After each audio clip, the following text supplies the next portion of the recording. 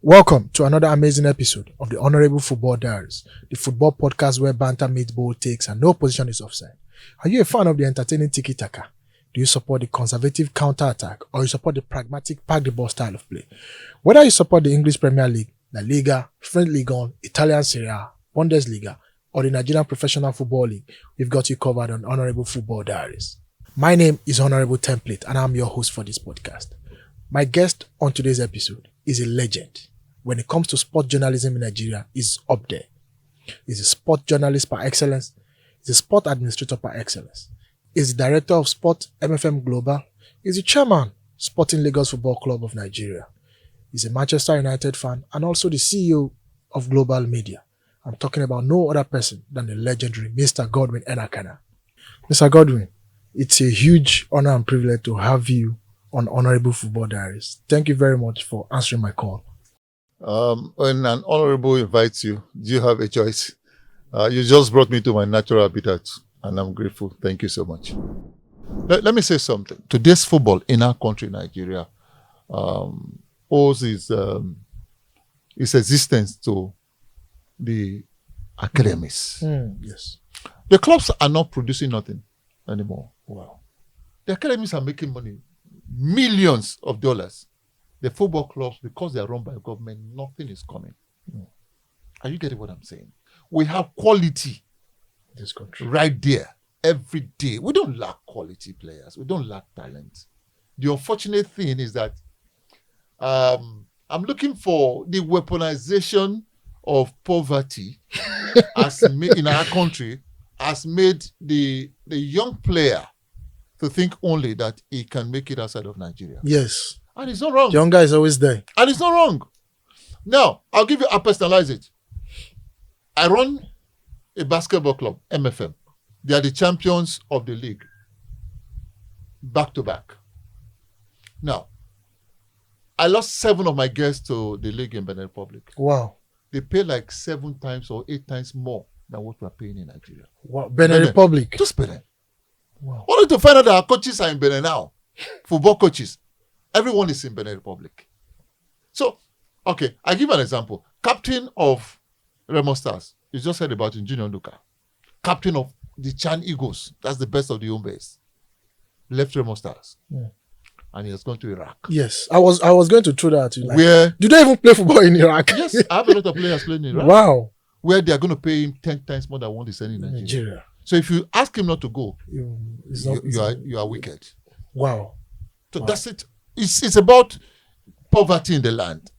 So before the boy knows how to kick and follow the football, it's gone.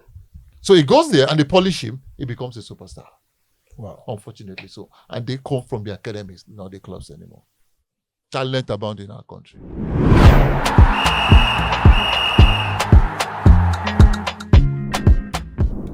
Okay, so my next question to you. What do you think about the decline of your club, Manchester United, post Sir Alex Ferguson era? And what will it take? What can Manchester United do to return back to the good old days? Because I follow your tweets. I think it's simple. It's a phase that you must go through. Just like you said earlier. Yeah, it's a phase. You just go through it.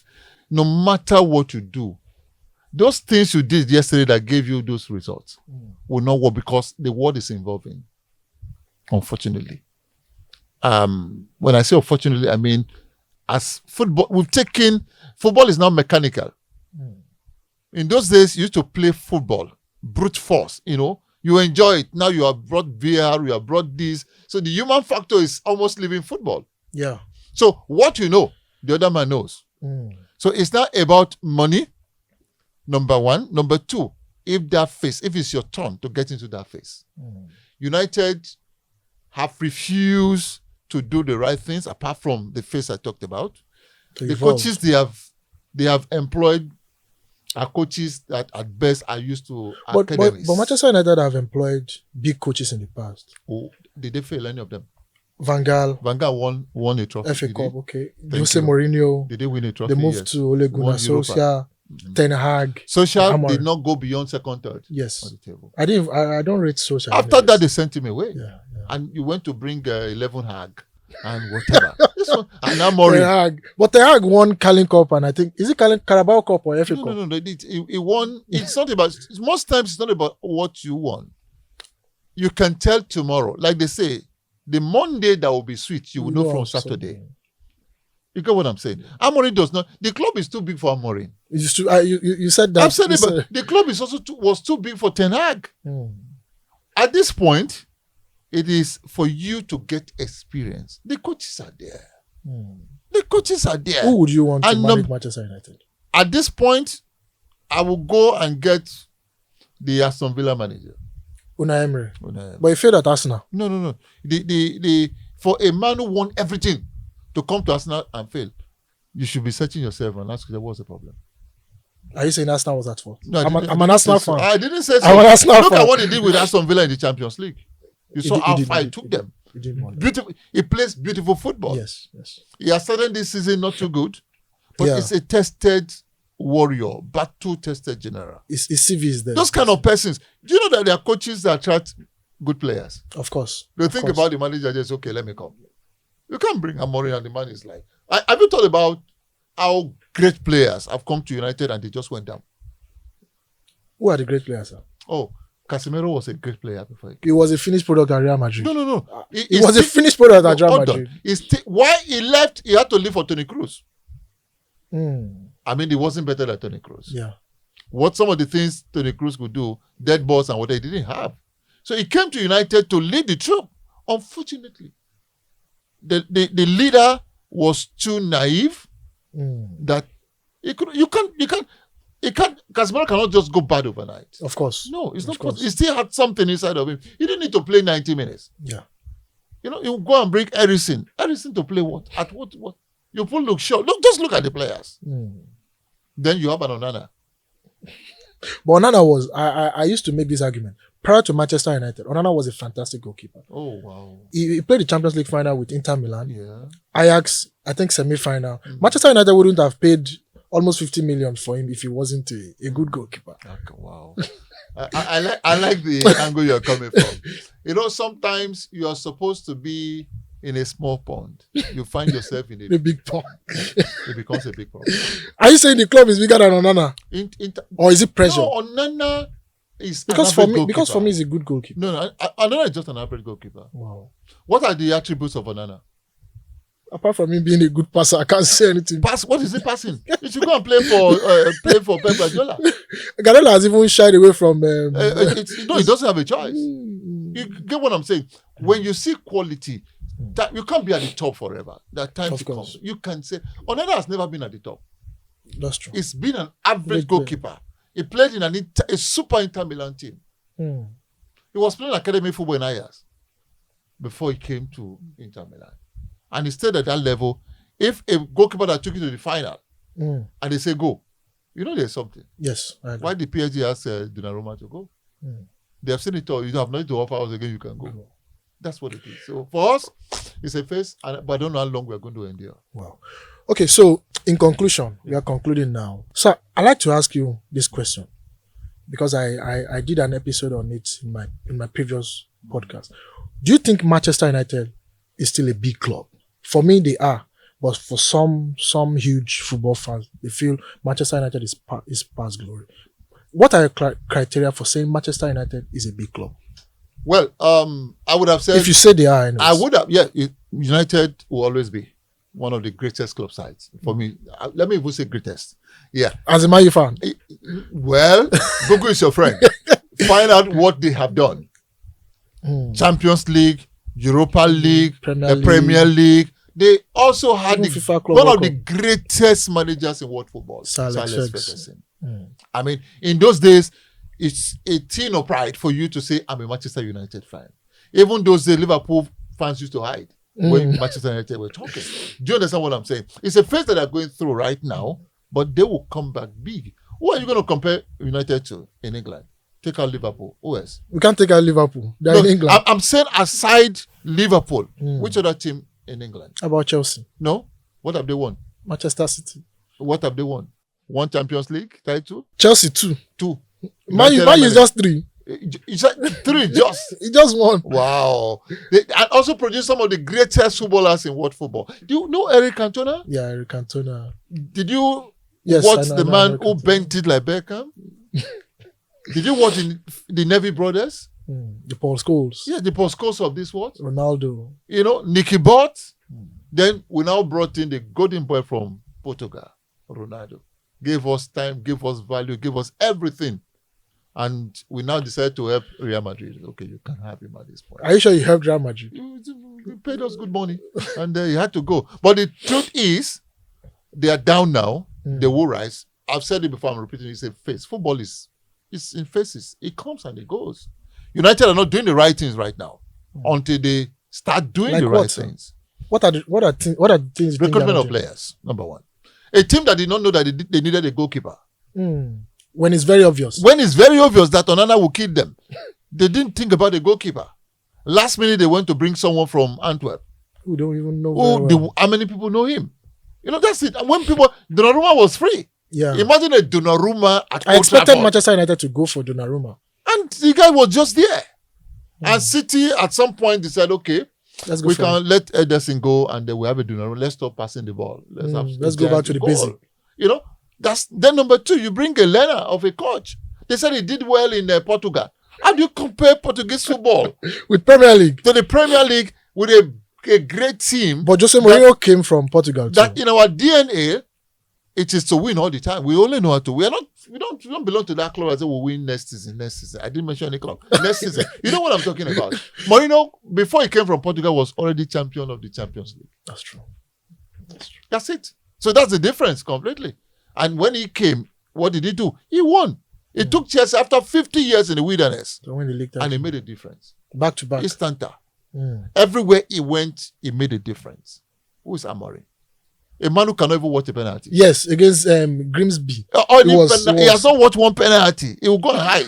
What kind of coach is that? How can a general take Soldiers to You the never see battlefield Sir and he's Alex hiding? Ferguson do such. I can't remember how many managers will do that. I've seen players hide. Yes. I haven't seen coaches.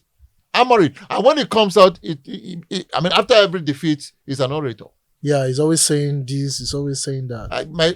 My joy will know no bounds when I wake up and I'm told that he's been not fired. He's even just be going. Just get out. Get somebody. But who do you think Manchester United will hire? Like I said before, get me Unai Emery. Yeah. A man who is always hungry. A man, it's not their managers. But you know Unai Emery failed at PSG. No. His CVs at big clubs seems questionable. Can you go and check that he won the league? What failure? But PSG had always won the league. Yes. But it's just like Guardiola winning the league with Manchester City. It didn't come second. He won. He kept them where he made them. But the team was not organized under him. We saw the Neymar. Okay, Mbappe, let me bring you up to speed. PSG had the best players in the world. Messi, Neymar, all of them. Mbappe. They couldn't win the Champions League. Until they sent out the big boys and they won the Champions League. They settled for proper. So what are we saying? So this is football. United, tell anybody, say it loud, the greatest football club in the world. Secondly, sir, do you think Arteta has what it takes to lead Arsenal to that glory? Yes.